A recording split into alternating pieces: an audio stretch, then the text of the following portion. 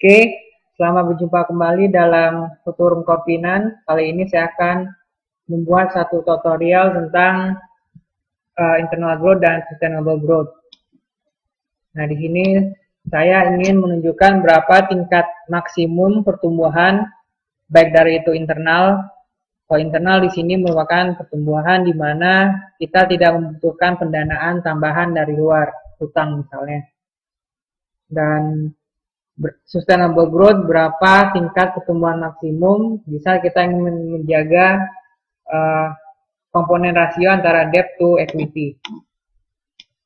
Oke, jadi nanti saya akan membuat satu proyeksi dari income statement dan balance sheet, dan dari sana nanti akan kelihatan berapa pendanaan yang dibutuhkan, bagaimana terkait dengan pertumbuhan sales, pertumbuhan net income-nya, dan nanti kita akan melihat berapa tingkat pertumbuhan maksimumnya. Dan yang kita butuhkan di sini, kita perlu membuat dulu beberapa asumsi dan juga calculation. Asumsinya sudah disiapkan, jadi semua yang berwarna orange ini merupakan asumsinya. Sales growth 20%, cost to sales 80%, pajak. Dan ini asumsi lainnya, dividen, return earning, current asset, dan net asset terhadap sales. Jadi ini masih sederhana saja. Yang penting di sini saya ingin menunjukkan berapa tingkat pertumbuhan maksimumnya. Nanti akan kita bangun income statement dan balance sheet. Pertama kita bangun dulu income statement, selalu awalnya dari sales. Jadi yang 0 ini merupakan data historical atau tahun ke nolnya, dan dari situ kita tinggal melingkan dengan tingkat asumsi yang sudah kita buat. Jadi di sini sales naik 20%, cost-nya 80% dari sales, ini didapat taxable income-nya, lalu dipotong dengan pajak 34%, ini akan didapat net income-nya. Nah, net income-nya lalu dipotong lagi dengan ini ada dividen ya, ada dividen, kalau di asumsinya 4% dari sales, maka nanti akan didapat return earning-nya tinggal dikurangkan 453 return earning. Nah, ini untuk yang income statement-nya. Selanjutnya kita buat proyeksi untuk balance sheet. Sama kita tinggal menghubungkan dengan sheet assumption. Ya, di sini sama aset dulu ya. Yang aset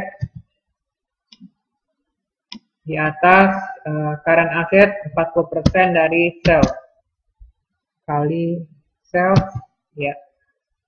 Fixed asset 60% dari sales di totalnya 600. Jadi ada kenaikan aset besar 100 dibandingkan dengan tahun ke nolnya.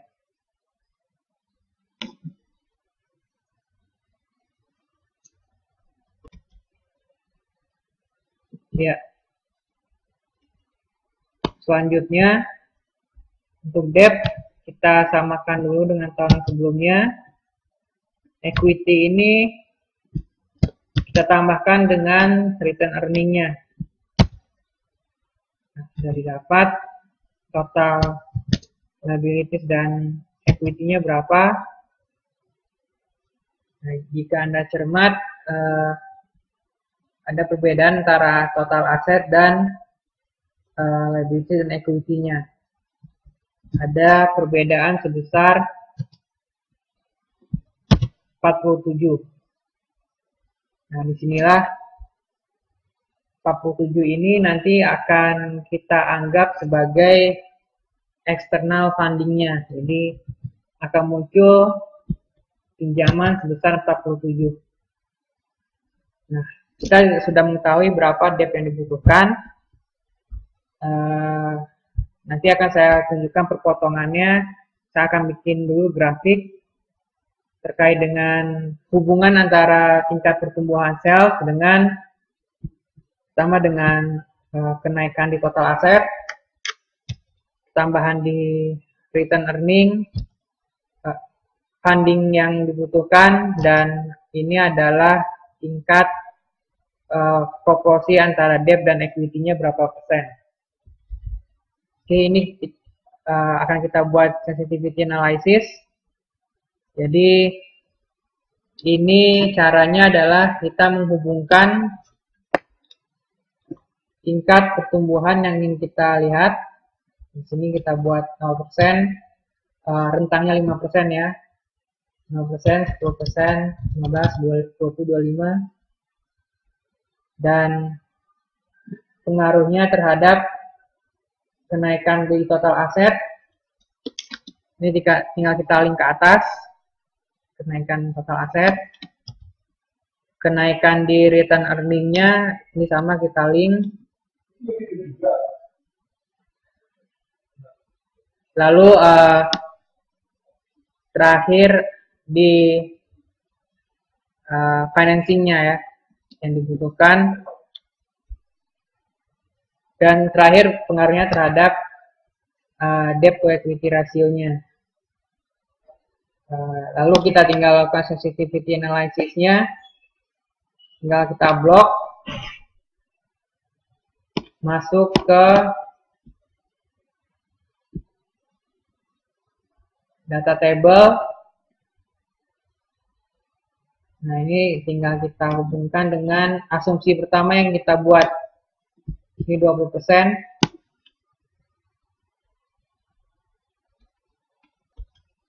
Oke. Oh, ternyata perlu kita ulangi sensitivity-nya. Seharusnya di kolom ya. Di sales growth-nya kan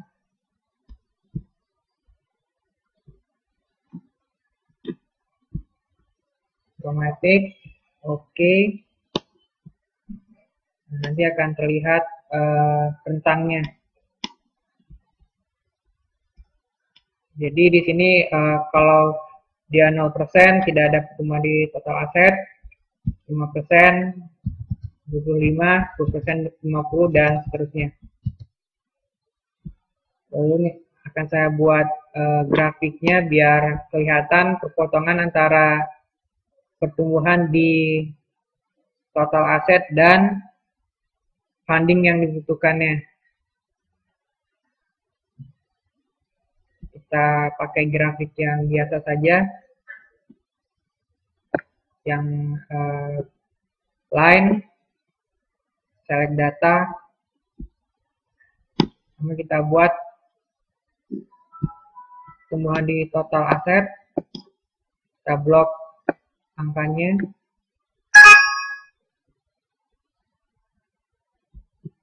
Ini kita ya. Lalu satu lagi pertumbuhan di return earning-nya kita tambahkan, lalu kita blok datanya. Oke, lalu untuk access-nya kita edit juga di bawah. Ini terkait dengan pertumbuhan sales-nya. Pertumbuhan sales, oke. Sudah terlihat titik potongnya, ya ini kita rapikan sedikit di format axis biar garisnya lebih nyata, dan bisa kita tambahkan keterangan. Ya, nanti bisa diedit ya untuk grafiknya di data. Ya, di desainnya tinggal satu format yang kita inginkan, chartnya hubungan antara pertumbuhan aset dan return earning.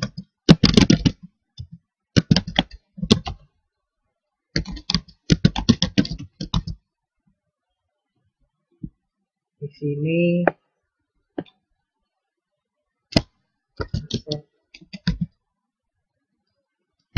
dan return earning.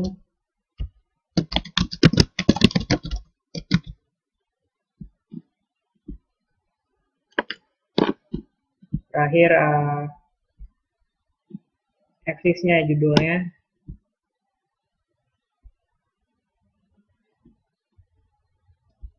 Ini adalah sales growth. Sales growth bisa dibesarkan grafiknya. Kita besarkan.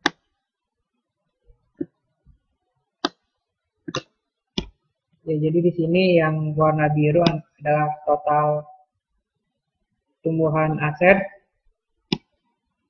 yang merah return earning. Nah, jadi di sini untuk lihat titik fotonya sekitar 10% ya. Jadi di sini diartikan pertumbuhan, kalau yang di sebelah kiri, di bawah sebelah kiri dari titik potong, pertumbuhan return earningnya masih bisa menutupi pertumbuhan asetnya. Sedangkan yang di sebelah kanan, kenaikan total asetnya sudah tidak bisa diimbangi dengan return earningnya. Jadi nanti yang di sebelah kanan ini akan dibutuhkan external funding tadi yang sudah kita hitung di atas. Nah, ini berhubungan dengan sales growth-nya. Contohnya di sini tadi kita ambil sales growth 20%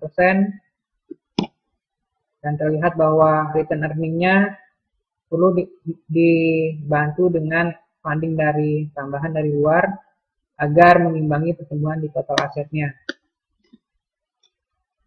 Nah, untuk mengetahui berapa pastinya, ada rumusnya berapa pastinya internal growth rate-nya. Itu kita hubungkan dengan ROA-nya ya. Tapi kita juga bisa pakai Gaussian. Pertama kita coba dulu satu persatu dari kalau kita ambil rumusnya secara hubungan dengan ROA. ROA-nya kita cari dulu. Kita sudah dapat di atas tadi net income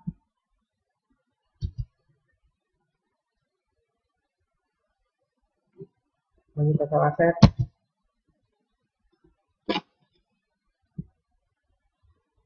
dan B di sini adalah perbandingan antara return earning dan net income. Jadi return earning dan net income itu adalah di atas 4 bagi dengan 66. Maka internal growth rate-nya ROA kali B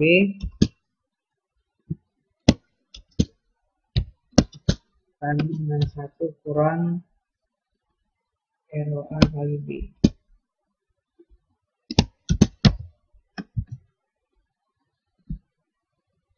Ya, dia ada di titik 9,65 ya. Ya, jadi ya kurang lebih mendekati di grafik tadi mendekati 10%. Jadi artinya di sini maksimum pertumbuhan adalah 9,6% bila tidak ingin membutuhkan external funding lagi. Nah, bagaimana kalau kita mau mengetahui tingkat sustainable growth-nya? Di sini kita ingin memaintain perbandingan antara debt to equity-nya. Nah, kalau yang tadi kita butuh ROA, sekarang kita butuh ROE-nya. Jadi ROE-nya kita cari dulu.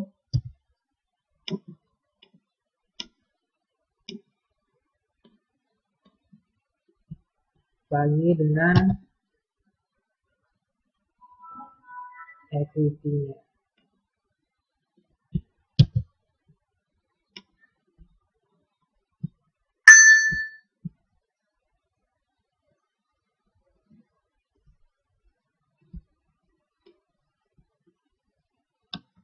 Masukkan rumusnya, ROE B sama dengan yang tadi ya, dibagi 1 minus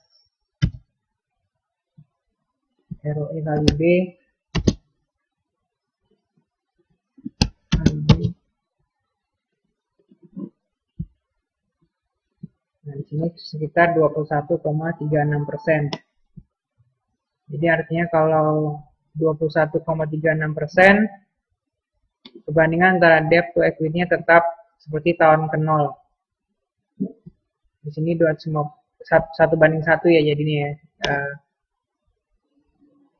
Di sini bisa dites ulang. Kalau kita masukkan 21,36%. Nah, terlihat perbandingan debt to equity-nya tetap 1:1. Di sini debt-nya 250 plus 53 sama dengan 303 dibanding dengan equity-nya yang juga sama besar 303. Nah, itu kalau kita pakai rumus ya. Sekarang kita juga bisa pakai fitur GoSeek di Excel. Nah, untuk yang pertama, untuk yang internal growth rate-nya, berarti di sini kita mau tidak ada external funding need-nya. Berarti di sini I40 itu nilainya harus 0. Nah, caranya kita pergi ke what if, ada di GoSeek, sell value-nya berarti yang external funding-nya, value-nya kita mau sama dengan 0, dengan mengubah pertumbuhan sales-nya.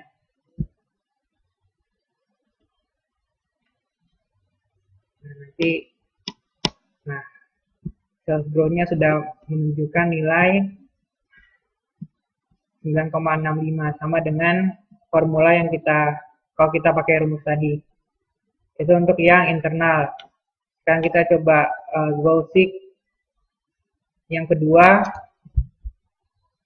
sustainable growth rate-nya berapa tingkat maksimum jika kita ingin memaintain rasio debt to equity-nya. Di sini kita mau memaintain ini sama dengan tetap 1 ya, berarti kita pergi ke GoSeek lagi.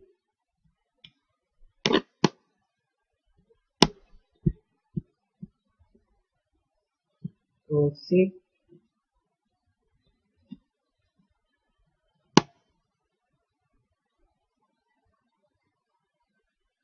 Iya.